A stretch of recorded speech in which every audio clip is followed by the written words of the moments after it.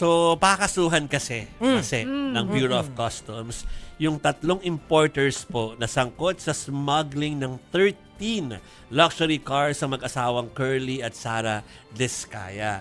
Maging yung mag-asawa daw ay hindi ligtas sa posibleng kaso po na kanila po yung kakaharapin. At para po talakayin yan, makakausap natin si Deputy Chief of Staff, Office of the Commissioner, Attorney Chris Noel Bendijo. Attorney, welcome po sa STL. Good evening, Ma'am Shiki, Ma'am Maricel, and Sir Jove. Hi po. Hello po. Good evening. Okay, so siyempre ang tanong ng marami, kailan ang auction? Baka meron na kayong schedule, Attorney. Tina-target po natin ang kalagitnaan ng November or end of November, no? Ito po yung magiging umpisa ng auction process. Bukas po ang last day ng kanilang submission ng position paper. Ang unang hearing po natin sa mga na-forfeit na mga sasakyan ay noong October 9. So pagkatapos po nilang mag-submit ng position paper bukas ay magre-render na po ng desisyon ang Bureau of Customs. Pero, attorney, linawin lang natin, ang mga diskaya hindi pwedeng makijoin sa auction. Makabilin lang. Definitely po. Yung importers, yung consignees, pati po yung nagmamayari ng mga smuggled vehicles, based on our issuances, are disqualified from participating in the auction. Pero I understand, ito pong mga diskaya, bagamat ang pinakakasuhan po natin yung 3 importers, hindi ibig sabihin na lusot yung mga diskaya, kagaya po ng nabanggit ni Jovi kanina. Tama po yun, no? Yung kanilang magiging partisipasyon at sagot doon sa kanilang mga position paper, ang magiging basihan po natin, no? Dahil tandaan po natin, ang ating participation as nag-facilitate po, nagpaproseso, nag-cost ng importation, meron pong pananagutan sa ating CMTA, kung kaya't depende pa rin po sa kanilang magiging partisipasyon sa ma-establish po natin sa ebidensya ang kanilang magiging liability po dito. Sorry sir, hindi ako updated. 13 na luxury cars yung tinitingnan natin. Ano po yung nangyari dun sa ibang mga kotse ng mga diskaya? Wala po bang sabit yun? Yung pong 13, ito po yung una pong 7, no? Yung list A kung tawagin po natin, ito po yung walang import entry at wala rin pong certificate of payment, no? Yung ikalawa naman pong listahan, yung 6, ito po yung merong import entry pero either wala pong certificate of payment or fraudulent po, no? Yung certificate of payment. Ngayon po, yung natitira naman pong 17, meron po itong import entry at certificate of payment.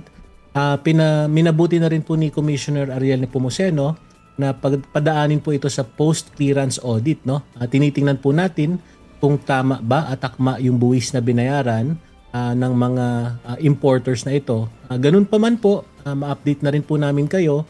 Nakatanggap po tayo ng Notice of Distraint and Levy mula po sa BIR at nakatanggap din po tayo ng formal na sulat at direktiba mula po sa ICI na wag po naming i-release itong natitirang 17 at ito ay hinihingi po ng BIR, no? Siguro po meron silang ibang pagbabasihan upang makuha ang 17 pang sasakyang naiwan pa po sa garahe ng mga diskaya. Attorney, sabi niyo po, no, na titingnan pa kung tama ang buwis na binayaran ng ilang mga sasakyan noon, binayaran ng mga importers. So yung importers po ang may pananagutan doon, hindi po ang mga diskaya. Doon sa mga na-mention nyo po, natitingnan nyo po kung tamang buwis na binayaran ng importers. Wala nang kinalaman yung mga diskaya? Tama po yun, no? Kung meron pong deficiency sa mga buwis, based doon sa mga deklarasyon nila, pananagutan po ito ng importer. Tapos alam po ba natin kung saan mapupunta po yung pera po na manggagaling po sa auction? Ito po ay base po sa Customs Memorandum Order 3-2020, no? Meron po tayong tinatawag na forfeiture fund. Dito po mapupunta ang lahat ng pondong magmumula po sa auction. At eventually po, ito naman din po ay magiging bahagi ng National Treasury. Ibabalik po natin ito sa kaban po ng bayan. Pero attorney, yun pong sinasabi ng Bureau of Customs na 100 to 200 million pesos na posibleng kitain mula doon sa auction cars. Ang tinutukoy po natin dito ay yung 13 pa lamang na luxury cars. Tama po ba? Tama po yun. Yung pong 200 million, ito po yung tinitingnan nating minimum, no? Conservatively, ito po yung minimum landed cost nitong 13 sasakyan. Kung sakasakaling ma-auction po ang lahat ng ito, magdidiferensya na lang po kung ano po yung halaga talaga bawat sasakyan, no? Pero cumulatively, yan po yung magiging total na minimum na ma-generate po nating revenue. Do we have an estimate, attorney, just in case na yung natitirang 17 mauuwi rin sa auction? Yung 17 po, ma'am, medyo po kailangan po nating i-qualify yun, no? Dahil baka po kasi sa BIR ito mapunta eh. I'm not that familiar kung paano po nila gagawin ang kanilang mga proseso, kung meron po silang mga warrant of distraint and levy. Pero most probably kung mag-auction din po sila, we will get that figure, no? Kung magkano po yung ma-generate ng 17. But as far as the BOC is concerned, we're focused on the 13 kasi ito po yung na-issuehan na po namin ng warrant of seizure and distraint. Kaya po ba yung 17 ay sa BIR? Baka sa BIR mapupunta dahil import tax lang ang issue? Hindi po. Ano Pag po? sinabi po ng BIR na notice of distraint and levy, meron po silang nakikitang mga tax deficiencies, no? Kung kaya't hinahabol po nila yung mga personal properties upang masatisfy, no, yung mga tax deficiencies. Yun naman pong direktiba mula sa ICI, I'm assuming po na galing po sa, kumbaga, sa perspektibo naman ng mga ill-gotten wealth, no, arising from the flood control projects. Kung kaya't sila naman din po ay nagbigay sa amin ng direktiba na wag pong i-turn over sa Diskaya, wag po i-release sa Diskaya, at sa halip ay panghawakan po muna pansamantala hanggang masettle po natin kung sa ICI po ba or sa BIR po natin ito turn over. Pero, syempre, attorney, hindi naman din makakalusot ito kung nabantayan po ng husto.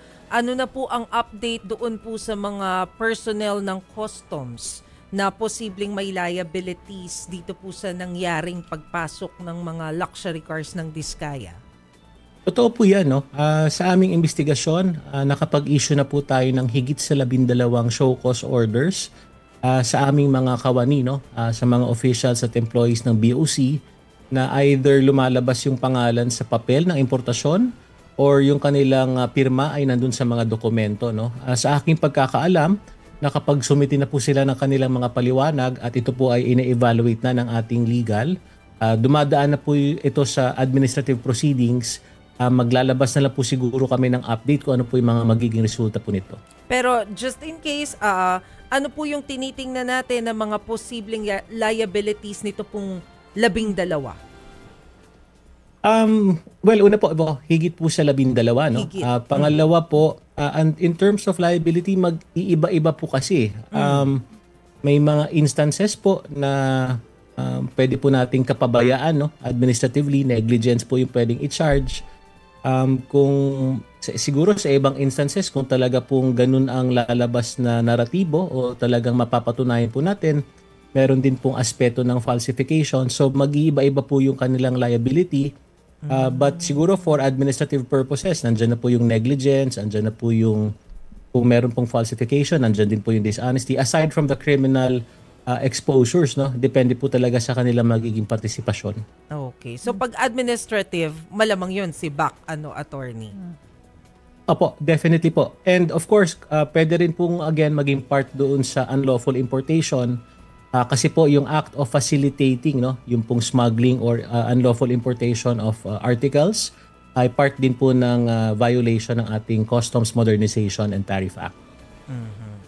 Okay. With that, magpasalamat muna tayo kay Attorney Chris Noel Bendijo ng Bureau of Customs. Thank you, sir. Thank you, Salamat attorney. po. Salamat po sa pagkakataon. Magandang gabi po.